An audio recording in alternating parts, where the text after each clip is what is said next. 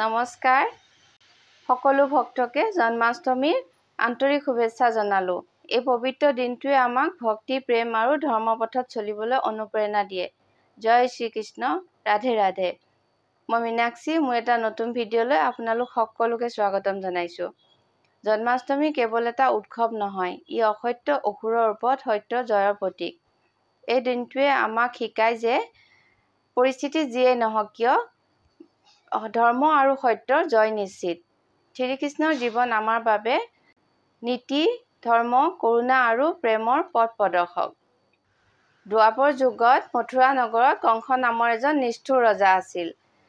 তেওঁৰ ভনী দৈৱকীৰ অষ্টম সন্তানে তেওঁক হত্যা কৰিব বুলি ভৱিষ্যতবাণী হৈছিল। ভয়ত কংসই দৈৱকী আৰু তেওঁৰ স্বামী বসুদেৱক কাৰাগাৰত বন্দী কৰি ৰাখিলে আৰু তেওঁলোকৰ প্ৰতিটো সন্তান জন্মৰ লগে লগে হত্যা কৰিলে। যেতিয়া ভগৱান শ্ৰীকৃষ্ণৰ জন্ম হ'ল, তেতিয়া অলৌকিক ঘটনা ঘটিল। কাৰাগাৰৰ দুৱাৰ খোল খালে, প্ৰহৰীসকল টোপনি গ'ল আৰু বসুদেৱে নৱজাত শিশুক পাচিত ভৰাই যমুনা নৈ পাৰ কৰিলে। তেওঁ গোকুল পালে আৰু যশোদা আৰু নন্দ বাবাৰ ঘৰত শিশুটিক লৈ গ'ল। তাতে ভগৱান শ্ৰীকৃষ্ণই গৰু চৰুৱা, মাখন চুৰ কৰা আৰু অসুৰ বিনাশত সময় কটালে। পাছত তেওঁ কংসক হত্যা কৰি মথুৰাক অত্যাচাৰৰ পৰা ৰক্ষা কৰিলে। জন্মাষ্টমী গোকুলাষ্টমী বুলিও কোৱা হয়। এই উৎসৱ ভাদ মাহৰ কৃষ্ণপক্ষৰ অষ্টমীৰ দিনা পালন কৰা হয়। ভগৱান শ্ৰীকৃষ্ণৰ জন্ম মাঝৰাতি হৈছিল। শৈশৱৰ পৰা মাখন চুৰি কৰা তেওঁৰ প্ৰিয় আছিল। ৰাসলীলা আৰু বাঁহীৰ সুৰ তেওঁৰ বিশেষ পৰিচয়। মহাভাৰত যুদ্ধত অৰ্জুনক গীতাৰ উপদেশ দিছিল। মথুৰা, বৃন্দাবন আৰু দ্বাৰকাত জন্মাষ্টমী উৎসৱ বিশেষভাৱে পালন কৰা হয়। সমগ্ৰ ভাৰততে এই দিনটোত দৈ টেকেলি ভঙা প্ৰতিযোগিতা হয়। ভগৱান শ্ৰীকৃষ্ণক যুগপুৰুষ আৰু সম্পূৰ্ণ অৱতাৰ বুলি ধৰা হয়।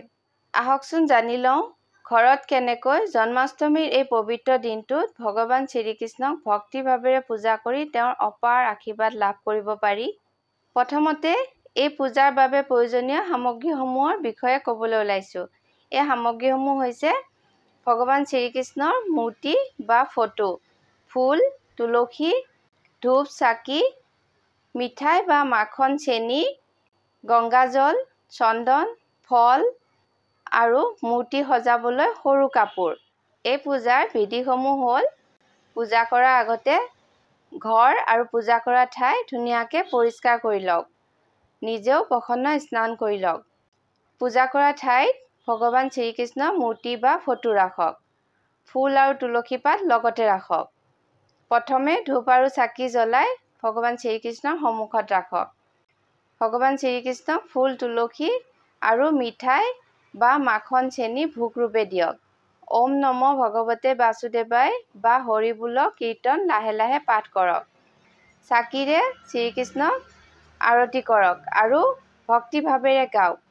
পূজাৰ শেষত সকলোকে ভোগ আৰু প্ৰসাদ বিতৰণ কৰক।